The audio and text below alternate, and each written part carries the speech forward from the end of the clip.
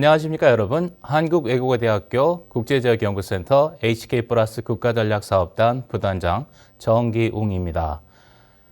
북방문화와 맥을 잇다 이제 그 세 번째 시간입니다. 오늘 제가 여러분에게 말씀드릴 원고의 주제는 북방으로 가는 기차는 철의 실크로드를 타고 달린다입니다.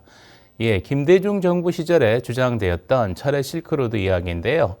북방 정책을 추진하게 되었다는 것은 한국 외교가 새로운 도약의 계기를 맞아 이를 놓치지 않고 적극 활용함으로써 그 이전까지의 고정된 방향과 제한된 범위를 벗어나서 전방위적인 외교 시대에 접어들었음을 의미합니다. 즉, 지금까지의 외교라는 것이 공산권에 대해서는 신경을 쓰지 않아도 되었던 반면에 이제 북방 정책의 추진으로 세계 각국 모든 나라를 대상으로 외교가 추진되게 되었다는 뜻입니다.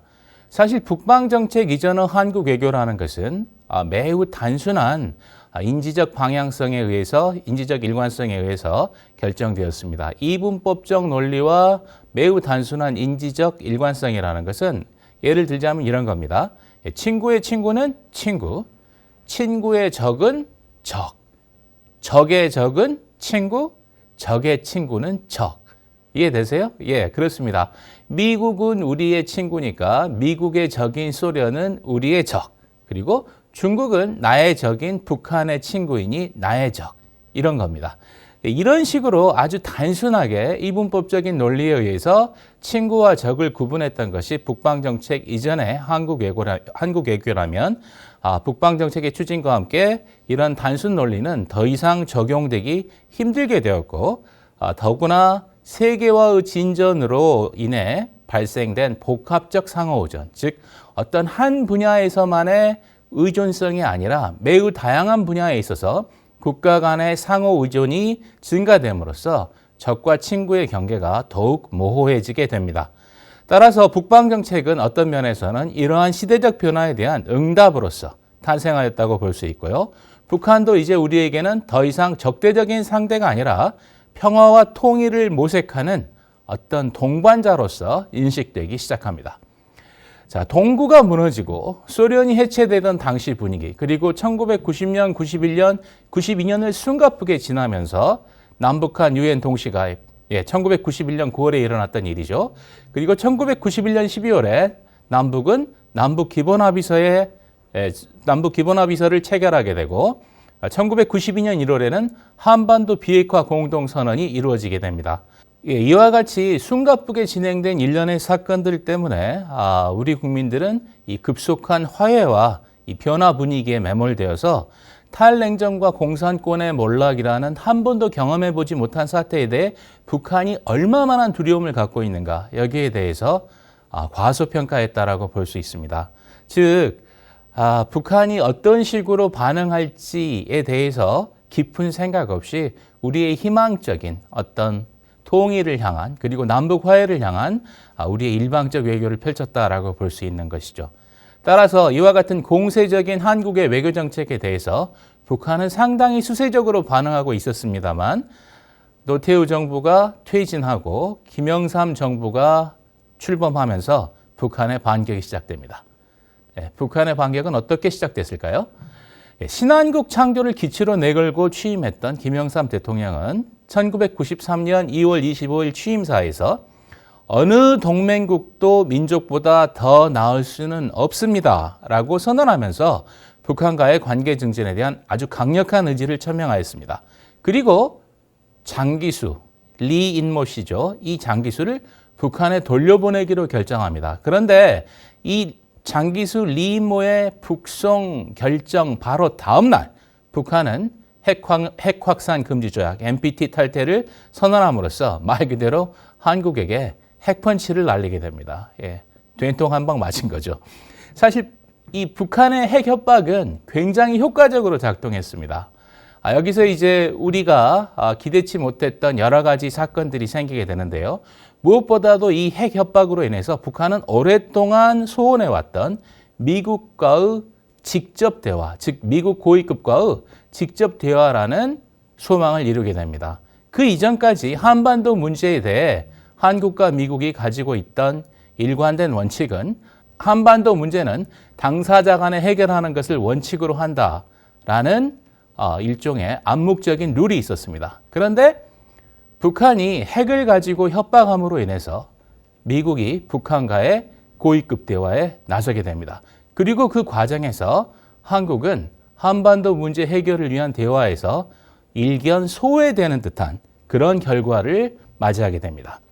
사실 이때 시작된 북한 핵위기는 제네바 핵 합의로 일견 봉합되는 듯 보였지만 사실 완전하게 해결되었다고 볼 수는 어렵고 아직까지도 진행되고 있고 우리 모두 알다시피 그 와중에 북한은 핵 능력을 완성시켰습니다. 자, 한국이 왜 이런 북한의 공격에 선제적으로 대응하지 못했을까요? 어떤 측면에서 이것은 북방 정책이 불러일으킨 어떤 착시 현상과 관계가 있습니다. 무슨 말인가 하면 북한을 변화시킬 것이다 라는 목적성만을 놓고 본다면 북방 정책은 근본적인 한계를 갖고 있습니다. 무슨 말씀인가 하면 북방 정책은 지난 시간에 말씀드렸던 것처럼 여러 가지 복합적인 정체성을 갖고 있습니다. 따라서 북방 정책을 대북 정책과 동일시하는 그런 우를 범해서는 안 됐다라는 것이죠. 다시 말씀드리자면 공산권과의 관계 개선이라든지 북방으로 진출한다라는 것은 남북관계 변화를 위한 필요 조건은 될 수 있지만 충분 조건은 될 수 없다라는 겁니다. 즉 공산권 국가들이 변화했다고 해서 북한도 반드시 변화하리라는 보장은 없고 공산권의 변화와 북한의 변화를 동일선상에서 취급해서는 안 됐다라는 것이죠. 따라서 제가 말씀드린 것처럼 북방 정책은 대북 정책과는 구분되어서 취급되었어야 함에도 불구하고 이미 말씀드린 것처럼 북방 정책이 갖는 복합적 정체성, 즉 통일 정책, 외교안보 정책, 국가 전략으로서의 이 중층적 성격들이 북방 정책과 대북 정책을 동일시하게 하는 일종의 착각을 불러일으켰고 이로 인해서 한국이 전략적 오판을 하게 되었다라고 말씀드릴 수 있을 것입니다. 그 결과가 핵을 앞세운 북의 반격으로 나타났다고 볼 수 있는 것이죠. 여기에 더해서 하나 더 세계화가 문제가 됩니다. 즉 탈냉전과 더불어 진행된 세계화라는 흐름은 이 북방으로의 진출을 더 이상 새로운 것으로 어떤 지금까지 경험해 보지 못했던 새로운 세상을 우리는 노태우 정부 시절에 겪었습니다. 그런데 세계화가 점점 진전이 되면서 이와 같이 다른 나라, 공산권 국가들과 서로 교류하는 것이 더 이상 신기하고 낯선 일이 아니게 되었다라는 것이죠. 냉전 체제의 붕괴와 사회주의권의 쇠퇴는 자본주의를 지배적인 체제로 등장시켰고 이 시기에 불어닥쳤던 신자유주의 그리고 세계화의 물결은 국가와 이념이 아니라 시장과 자본이 우선시되는 세상을 가져오게 됩니다. 세계가 행위자와 장소의 구분 없이 서로 간에 점증하는 의존과 교류를 통해서 서로 맞물린 상태에서 전일화, 즉 모두가 하나 되는 이런 상황에서 북방으로의 진출은 더 이상 특별한 일일 수가 없게 된 것이죠. 기억하실지 모르겠습니다만 세계화와 관련되어 주장되었던 하나의 주장, 즉 평평한 세상입니다. 세계화가 진행되면서 격차가 있던 국가들이 어때요? 서로 평평해질 것이고 지금까지 먼 곳에 나와 관계없는 뜻이 존재한다고 생각했던 국가와 국민들이 나와 관계를 갖게 되는 그런 세상이었던 것이죠. 따라서 이러한 세계화의 물결이 북방 정책에 대한 새로움, 어떤 신비로움 이런 것들을 많이 희석시켰다고 볼 수 있습니다. 김영삼 정부는 이러한 세계화의 물결과 북한 핵 문제에 대처하기 위해서 노력했고 이 북한 핵 문제는 제네바 합의를 통해서 임시 봉합 그리고 세계화는 우리 국가의 OECD 진입, 즉 선진국 사교 클럽이라는 OECD에 진입함으로써 우리 국가가 마침내 선진국에 도달했다라는 자부심을 갖게 했지만 안타깝게도 김영삼 정부 임기 말에 이르러서는 결국 외환 부족으로 인해 IMF에 긴급 지원을 요청하게 되는 그런 상황에 다다르게 됩니다. 자, 김대중 정부는 이렇게 어려운 상황 속에서 출범하게 되었습니다. 따라서 김대중 정부에게 있어서 가장 시급하게 해결해야 할 문제는 바로 경제 위기였죠. 경제 위기를 극복하기 위해서 김대중 대통령은 임기 초반 아주 많은 부분을 경제 위기 극복에 집중하게 됩니다. 김대중 대통령의 1998년 2월 25일 취임사 또한 전반부의 상당 부분이 외자 유치, 벤처기업 육성, 노사화합 등에 집중되어 있습니다. 동시에 북한을 향해서는 우리는 북한을 해치거나 흡수할 생각이 없다라고 밝힘으로써 흡수 통일에 대한 북한의 우려를 해소시키는 동시에 특사교환 그리고 정상회담 이 두 가지를 제안함으로써 북한과의 관계 개선의 의지를 밝히게 됩니다. 김대중 정부의 노력 그리고 국민들의 협조로 우리는 성공적으로 경제 위기를 극복할 수 있었고 회복한 자신감 속에서 2000년 6월 마침내 역사적인 남북 정상회담을 개최하게 되었습니다. 평양에서 개최된 정상회담 이후 남북은 이산가족 상봉, 금강산 관광, 북한이 남한이 주최하는 스포츠 경기에 참가하는 이러한 여러 행사들을 통해서 이 상호 간의 교류를 활성화시켰고 동시에 북한은 미국, 일본과도 화해 분위기를 유지하면서 국교 정상화 교섭에 나섰습니다. 자, 분위기가 다시 무르익었죠. 즉 북방을 향한 우리의 의지가 다시금 불타오를 수 있는 조건이 마련된 것입니다. 이러한 의지가 구체화되어서 나타난 것이 김대중 대통령이 제안했던 철의 실크로드 구상이라고 볼 수 있습니다. 김대중 대통령은 남북 정상회담 이후 귀국한 성남공항에서 가진 귀국 보고회에서 우리의 기차가 런던과 파리로 갈 수 없는 것은 경의선이 단절됐기 때문이다 라고 말하면서 경의선이 이어질 경우 유럽까지 뻗어가고 한일도 해저 터널로 연결되는 철의 실크로드가 생겨날 수 있을 것이라고 주장했습니다. 이 철의 실크로드 구상은 이후에도 2000년 광복절 경축사, 2001년 2월 블라디미르 푸틴 러시아 대통령과의 정상회담, 2001년 12월 유럽의회 연설, 2002년 9월 아시아 유럽 정상회의 개막식 연설 등을 통해서 반복적으로 꾸준히 강조되게 됩니다. 김대중 대통령은 이 철의 실크로드 구상에서 한 발 더 나아가서 아시아와 유럽을 하나로 연결하는 초고속 정보통신망으로 정보화 실크로드를 구축해 이 유라시아를 실현해야 한다라고 주장함으로써 유럽 국가들의 관심을 이끌어냈습니다. 자, 김대중 정부가 이 철의 실크로드 구상에 거는 기대는 적지 않았고 국민들의 기대 또한 컸습니다. 그러나 이 철의 실크로드가 현실화되기 위해서는 무엇보다도 우호적인 남북관계, 북한의 협력이 필수적이죠. 그렇죠? 북한을 통과해야 합니다. 그리고 중국과 러시아가 또 협조해 줘야 됩니다. 그리고 동북아 상황이 안정적이어야 합니다. 이러해야 하지만 2002년 10월 안타깝게도 제2차 북한 핵위기가 발생하게 됩니다. 따라서 이 북한 핵위기 발생으로 남북 정상회담으로 형성됐던 우호적 분위기는 일거에 반전되고 남북 관계는 또다시 얼어붙게 됨으로써 철의 실크로드 구상은 현실화되지 못하게 됩니다. 하지만 김대중 정부에 의해 주장된 철의 실크로드 구상은 사라지지 않았습니다. 정부가 바뀌면서도 명칭만 바뀌었을 뿐 그 기본 아이디어는 아직까지 이어져 내려오고 있다고 볼 수 있습니다.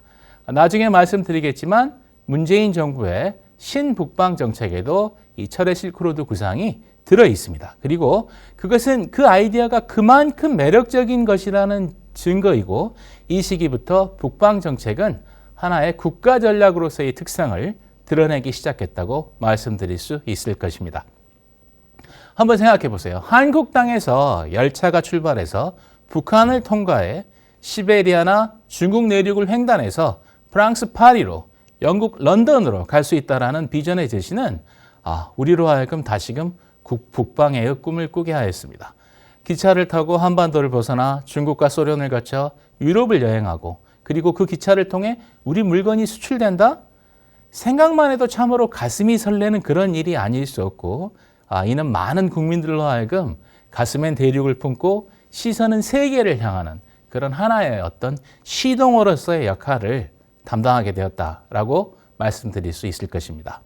즉 분단의 섬을 벗어나 대륙으로 향하는 구체적인 방법, 기차를 타자라는 구체적인 방법이 제시되었기 때문에 이 철의 실크로드 구상이 많은 사람들로부터 기대를 받게 되고 그리고 그 현실화를 기대하게 되었던 것이죠. 하지만 다른 한편으로 이런 그랜드 비전, 거대한 비전의 제시는 우리 한국 사람들한테는 조금은 낯선 것이기도 했습니다. 왜냐하면 제가 첫째 시간과 둘째 시간에 거쳐서 말씀드렸던 것처럼 우리 한반도는 위치한 지정학적 상황 그리고 상대적인 국력의 약함 이런 것들로 인해서 오랜 시간 동안 체계적 영향으로부터 자유로울 수 없는 피동적 위치에 머물러 있었고 무언가 전 세계를 대상으로 한 적극적이고 능동적이며 포괄적인 어떤 그런 전략을 수립한다는 것이 익숙하지 않았기 때문이죠. 즉 상황에 대한 그때그때의 반응은 했지만 우리 스스로 어떤 큰 디자인을 갖고 전 세계를 대상으로 하는 우리 나름의 전략을 수립하는 것이 낯선 모습이었다는 겁니다. 지금 사실 우리는 우리 물건의 자부심을 갖고 세계 1등이 몇 개냐 그리고 한류의 용성 BTS나 아니면 싸이 그리고 우리 LPGA에서 활약하는 여자 골프 선수들 그리고 손흥민 선수 같은 이러한 사람들 그리고 세계로 수출되는 K-드라마를 보면서 한류의 융성에 대해서 자부심을 갖기도 하지만 사실 우리 역사 속에서 우리 국민들이 이러한 자긍심과 우월감을 가졌던 경험은 쉽게 찾기 힘들고 오늘날 우리가 이렇게 낙관적이고도 긍정적인 감정을 갖게 된 것도 그리 오래된 일이 아닙니다. 여담으로 말씀드리자면 90년대 후반 한류가 막 융성하기 시작하고 그리고 이제 세계적인 주목을 받기 시작했을 때 저와 친하게 지내는 일본 학자가 저에게 반쯤 농담으로 이런 말을 한 적이 있습니다. 너희 한국 사람들은 요즘 반만년 역사 속에서 가장 거만해졌다. 예, 웃자고 드리는 말씀입니다. 즉 우리가 그만큼 우리 문화에 대해서 자부심을 갖고 우리 스스로에 대한 자긍심을 갖게 된 것이 얼마 되지 않은 일이라는 사실이죠. 따라서 김대중 정부가 주장했던 철의 실크로드는 여러 가지 요인들이 결합되어 탄생한 것이라고 볼 수 있습니다.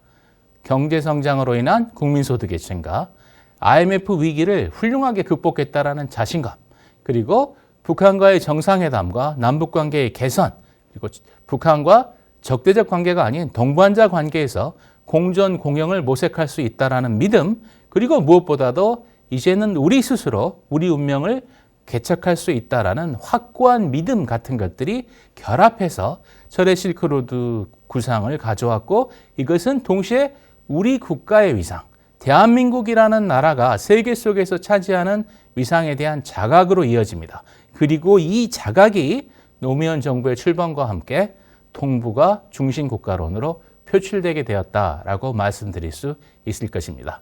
노무현 정부의 동북아 중심국가론에 대해서는 다음 시간에 말씀드리도록 하겠습니다. 감사합니다.